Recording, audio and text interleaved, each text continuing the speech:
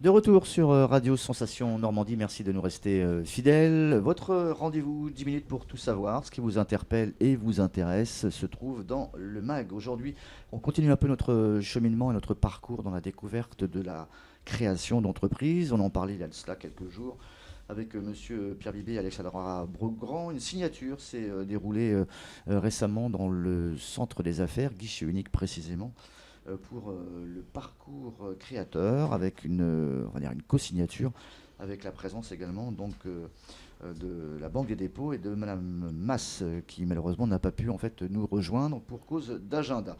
On va parler justement de cette signature d'une part, de l'intérêt tenant aboutissant de tout cela et savoir comment on peut aider un créateur d'entreprise avec l'aide et des associations qui sont présentes sur le territoire et pas que.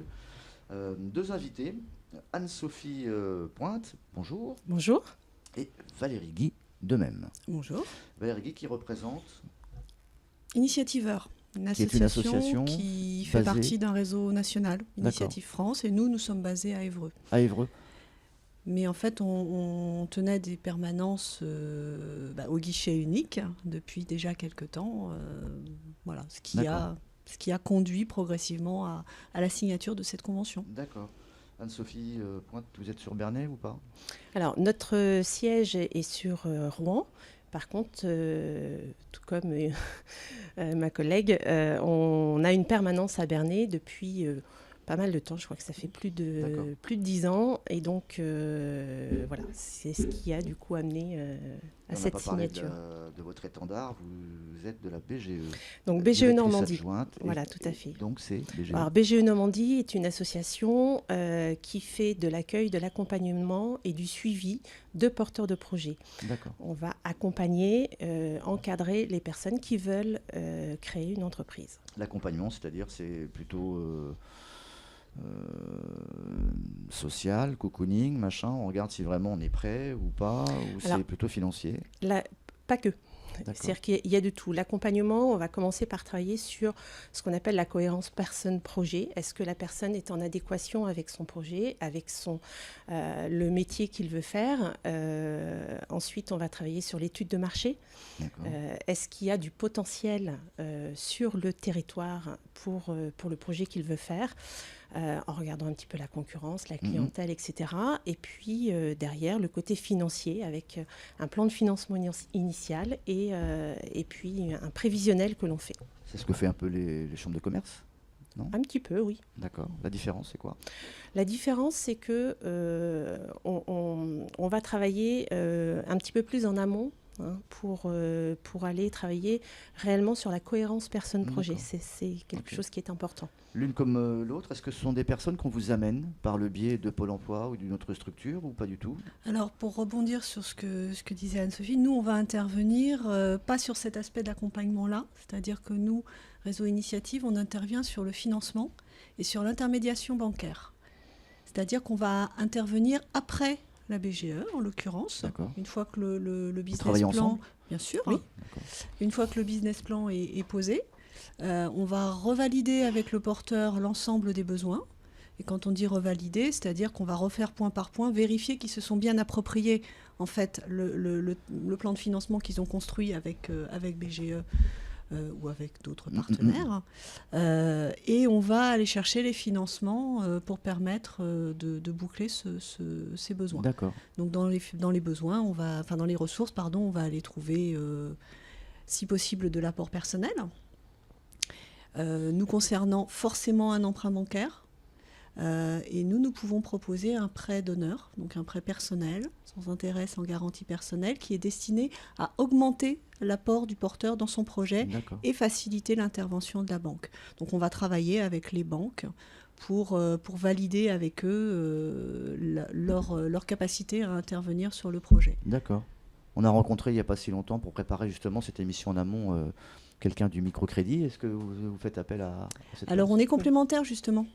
Tout à fait, on est complémentaires. D'accord. C'est vous qui faites les démarches ou c'est le futur créateur? Alors nous, c'est le futur créateur, c'est-à-dire qu'on va lui expliquer la logique des choses, comment ça doit se passer, les points sur lesquels il doit veiller, faire attention, mais on ne va pas l'accompagner en banque. Par contre, on va échanger avec la banque. C'est important en tant que futur créateur d'entreprise de pouvoir faire ses propres démarches. S'il n'arrive pas à les faire avant, comment il va pouvoir les faire après? Donc c'est important qu'il puisse les faire dès le démarrage. Tout à fait. La photographie en fait de ce futur créateur, etc.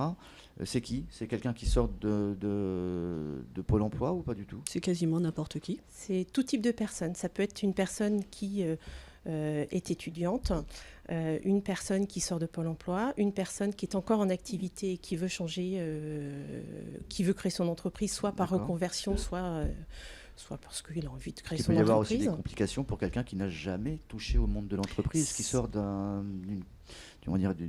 parcours un peu social cabossé, etc. Et ça aussi, on s'en occupe. C'est bien pour ça qu'on a l'accompagnement, donc via le guichet unique, mais via ce que nos structures font depuis belle lurette ailleurs.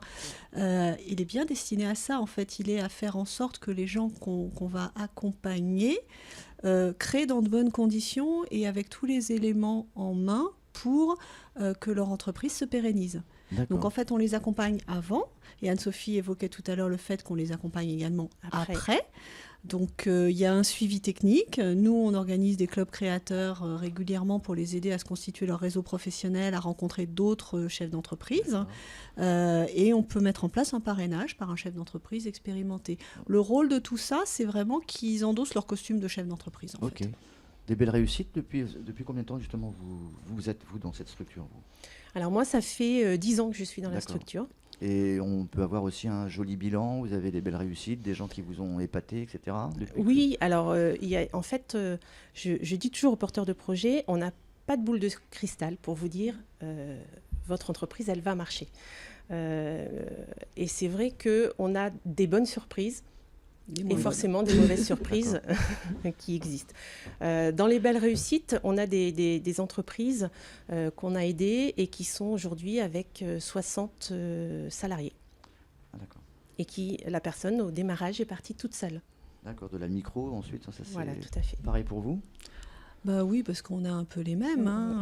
Alors nous, on en a un qui sort du lot, mais voilà, il faut le citer parce que ça... On a financé Smartbox à son démarrage.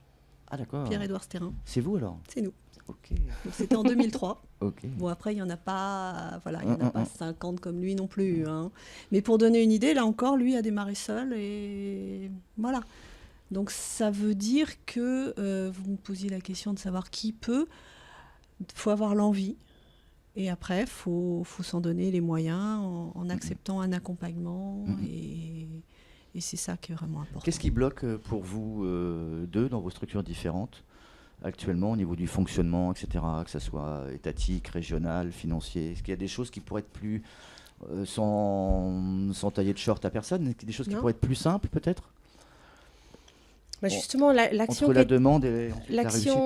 qui a été mise en place ici à Bernay, justement, est facilitateur pour les créateurs d'entreprises. Et c'est une superbe action, justement, parce que ça permet de faciliter les choses dans ce cadre-là. Donc c'est plutôt quelque chose de très positif. En étant en lien avec les territoires. Voilà. Donc en se rapprochant des territoires, ça c'est extrêmement important. De la ruralité, dans la campagne? C'est même pas une question de ruralité, d'urbanité entre guillemets, c'est le besoin de coller au plus près du territoire sur lequel on va intervenir et sur lequel les gens veulent s'installer, que ce soit en création ou en reprise. C'est important de connaître les interlocuteurs locaux, les intervenants locaux, le territoire, c'est-à-dire que quelqu'un qui veut s'installer, qui veut ouvrir un magasin, c'est toujours important de savoir pourquoi ce magasin-là, il change de main tous les 6 mois, parce qu'on connaît tout ça. Et ça, c'est pas en étant loin, c'est pas en étant à Évreux, voire plus loin, qu'on a cette vision des choses. C'est les gens qui habitent ici qui le savent. Donc nous, on organise des comités d'agrément. Aujourd'hui, ils sont tous centralisés à Évreux. Demain, on espère qu'on va pouvoir arriver à avoir des comités d'agrément locaux de façon à avoir des intervenants locaux, donc qui connaissent ce vécu. Et vous, est-ce que vous estimez que vous êtes assez connu? Est-ce que la communication passe bien entre ce que vous faites, ce que vous proposez et celui qui peut être demandeur?